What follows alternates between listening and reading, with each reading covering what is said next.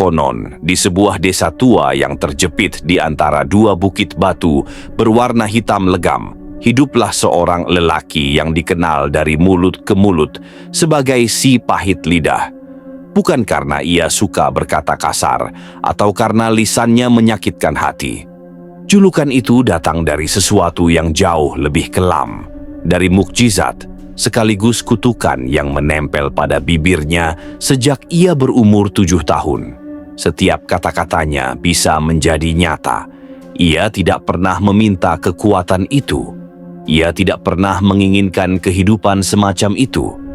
Kekuatan itu lahir dari peristiwa yang hingga kini masih digelisahkan oleh banyak orang. Ia mengutuk seekor ular, dan ular itu langsung berubah menjadi batu. Sejak saat itu, semua kata yang keluar dari mulutnya memiliki kekuatan yang sama, entah menolong atau menghancurkan. Hingga pada suatu malam bertahun-tahun setelah ia berusaha mengasingkan diri, kekuatan itu kembali bangkit dan sebuah tragedi membuka luka masa silam yang selama ini disembunyikan. Desa tempat si pahit lidah tinggal bernama Rimbangwangi, sebuah perkampungan tua yang dikelilingi kabut pekat di pagi dan sore hari. Orang-orang percaya kabut itu bukan kabut biasa. Ia adalah kabut dari dunia sebelah. Kabut yang membawa roh-roh sakit, roh penasaran, roh yang ingin menetap di dunia manusia. Tidak semua orang percaya hal itu, tapi setiap orang yang pernah menyeberangi kabut itu setelah matahari terbenam tidak pernah kembali dengan cara yang sama. Di desa itu hidup seorang pemuda bernama Tirta, seorang penduduk yang sejak kecil sudah diminta oleh ibunya untuk tidak pernah mendekati rumah tua di ujung bukit, tempat si pahit lidah tinggal. Tetapi darah muda tidak pernah rukun dengan larangan. Tirta merasa aneh. Mengapa seorang yang memiliki kekuatan sehebat itu dikurung dan dijauhi? Mengapa masyarakat lebih memilih ketakutan daripada memanfaatkan kekuatan tersebut? Kalau dia memang bisa mengutuk apapun hanya dengan ucapannya, katanya pada teman-temannya suatu malam, mengapa tidak kita minta dia mengusir semua roh yang membuat desa ini terus merasa dingin? Teman-temannya menggeleng kuat. Mereka tahu cerita tentang si pahit lidah bukan perkara main-main. Sudah banyak yang hilang gara-gara bertemu dengannya, kata Bagas, seorang remaja yang rumahnya paling dekat dengan bukit. Ada yang cuma niat usil datang ke rumahnya, ada yang mau minta tolong, ada yang cuma lewat, tidak ada yang pulang dengan selamat. Tirta tidak percaya semua itu. Ia pikir semua hanya cerita berlebihan dari orang tua zaman dulu, tetapi suatu malam, ketika kabut turun lebih cepat dari biasanya, desanya diguncang oleh kejadian yang membuatnya yakin bahwa larangan-larangan itu bukan sekadar cerita. Pada malam itu, seekor anjing hitam berlari-lari di jalan desa sambil melolong panjang, seolah melihat sesuatu yang tidak terlihat oleh manusia. Orang-orang keluar dari rumah mengira ada pencuri atau ada bencana. Tetapi yang mereka temukan adalah bayangan hitam setinggi pohon kelapa berdiri di dekat balai desa. Bayangan itu bergerak perlahan, seperti asap pekat yang berusaha membentuk tubuh tertentu. Matanya merah, bukan merah menyala, tapi merah seperti bara yang hampir padam. Tirta yang saat itu baru pulang dari sungai, melihat fenomena itu dan nyalinya langsung menciut. Namun keberaniannya untuk mencari alasan selalu mengalahkan rasa takutnya. Apa itu? Bisiknya. Tidak ada yang menjawab, bahkan angin seperti berhenti berembus. Sampai akhirnya bayangan itu bergetar, lalu mengeluarkan suara berat yang terdengar seperti seseorang berbicara dari dalam gua.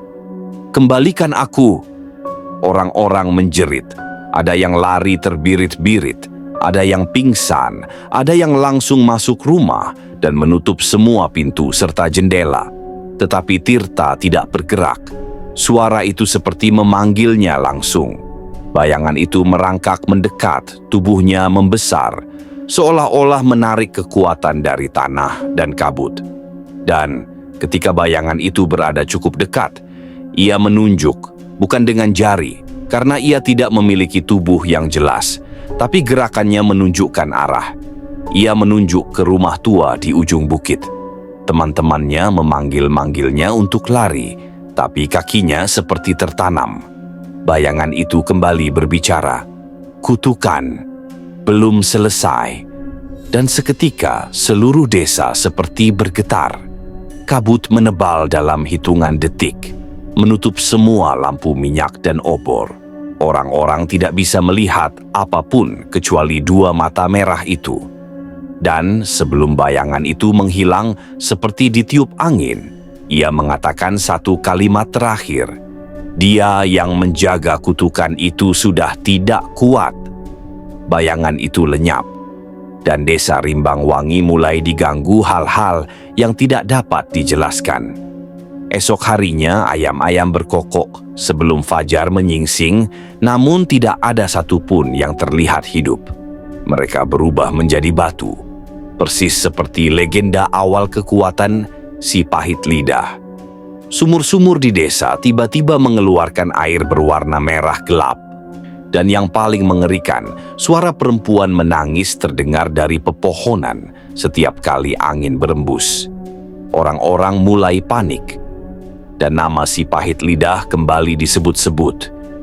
Mereka tahu satu hal, jika kutukan telah merambat ke seluruh desa, hanya satu orang yang mungkin mengetahui jawabannya.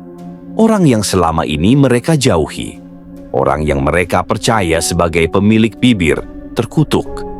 Malam itu, Tirta memberanikan diri mendaki bukit menuju rumah tua.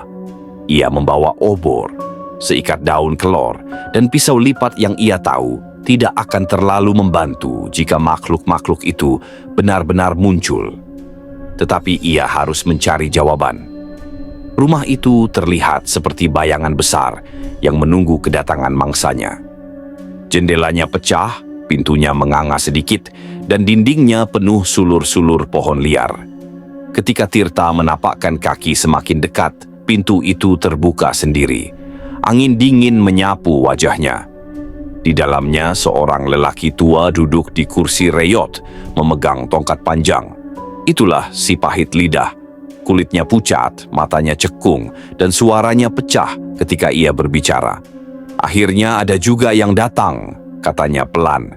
Kutukan itu mulai pecah, waktu tinggal sedikit. Tirta menelan ludah. Apa yang sebenarnya terjadi?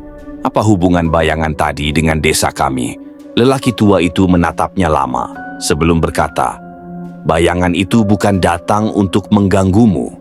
Itu peringatan. Itu bagian dari kutukan yang sudah lama aku tahan agar tidak merusak desa. Tapi aku semakin tua, dan kekuatan lidah ini mulai berbalik arah. Ia bangkit perlahan, tubuhnya bergetar. Kutukan ini bukan milikku, nak. Ini warisan. Ini beban. Ini sesuatu yang kubawa sejak kecil, sejak aku berkata hal yang tidak ku mengerti. Ia berjalan menuju jendela yang pecah, memandang bukit batu di kejauhan. Dulu ada satu roh yang tidak sengaja kukutuk. Ia bukan roh jahat, tapi roh penjaga. Ia seharusnya tetap menjaga batas antara dunia manusia dan dunia bayang. Tapi aku mengutuknya menjadi kosong. Tirta mengerutkan dahi. Kosong? Lelaki itu mengangguk. Kosong. Tidak hidup, tidak mati. Tidak hilang, tidak kembali. Ia menjadi bayangan tanpa bentuk. Dan sejak saat itu dunianya bocor. Roh-roh lain datang. Desa ini seharusnya tenggelam oleh kekuatan mereka, tapi aku selama ini menahannya. Ia memegang tenggorokannya. Tapi sekarang, kekuatan lidah ini mulai berbalik. Apapun yang kukatakan tidak lagi kutentukan. Kutukan merespon keinginannya sendiri. Tirta merinding. Dan makhluk tadi, itu roh penjaga yang kukutuk dulu. Ia ingin kembali. Ia ingin dikembalikan ke bentuk asalnya. Dan syaratnya hanya satu. Ia menatap Tirta. Harus ada seorang yang berani menjadi wadah. seseorang yang rela menanggung sebagian kutukan ini. Tirta mundur selangkah. Aku. Jika bukan kamu, maka seluruh desa akan jatuh. Tiba-tiba suara geraman terdengar dari belakang rumah. Derap langkah keras, seperti langkah banyak orang berjalan serempak. Tirta menoleh keluar jendela dan melihat puluhan sosok manusia tanpa wajah berjalan naik bukit menuju rumah tua itu. Lelaki tua itu menutup mata. Itu roh-roh yang ditahan oleh kutukanku selama puluhan tahun. Sekarang mereka bebas, dan mereka akan mengambil bentuk manusia pertama yang mereka lihat. Tanah bergetar. Obor Tirta hampir padam. Lelaki tua itu memegang bahu Tirta. Pilih, bertarung, dan desa ini akan binasa. Atau biarkan aku memindahkan sebagian beban ini padamu, dan kutukan ini bisa kita kunci lagi. Tirta ingin menolak, ingin lari, ingin mengakhiri semuanya tanpa harus memikul apapun. Tapi suara langkah makhluk-makhluk itu semakin dekat. Nafas mereka terdengar seperti napas lembab dari balik tenggorokan yang kosong. Tirta akhirnya berkata, "Lakukan." Dan pada saat itulah lelaki tua itu membuka mulutnya, bukan untuk berbicara, tetapi untuk mengeluarkan asap hitam pekat dari dalam tubuhnya. Asap itu melilit Tirta, masuk melalui hidung dan mulutnya, menelusup ke telinga dan mata, hingga ia tidak bisa lagi melihat apapun selain gelap. Lelaki tua itu terhuyung, tubuhnya lemah. Mereka datang. Sekarang kau yang harus bicara, nak. Hanya kau yang bisa memerintah mereka pergi. Tapi Tirta tidak bisa. Mulutnya terasa terkunci. Kata-katanya tidak bisa keluar. Setiap kali ia mencoba berbicara, hanya suara desir angin yang keluar. Dan saat makhluk-makhluk itu memasuki rumah, satu persatu, tubuh mereka yang tidak memiliki wajah mendesis, seperti ular kelaparan. Tirta merasakan sesuatu berubah dalam tubuhnya. Suara di dalam kepalanya berkata, "Katakan sesuatu, dan dunia akan mematuhimu." Ia membuka mulut dan berkata, "Hilang." Seketika seluruh rumah bergetar. Makhluk-makhluk itu berhenti bergerak. Lalu tubuh mereka meledak menjadi abu hitam dan hilang dalam sekejap, seolah mereka tidak pernah ada.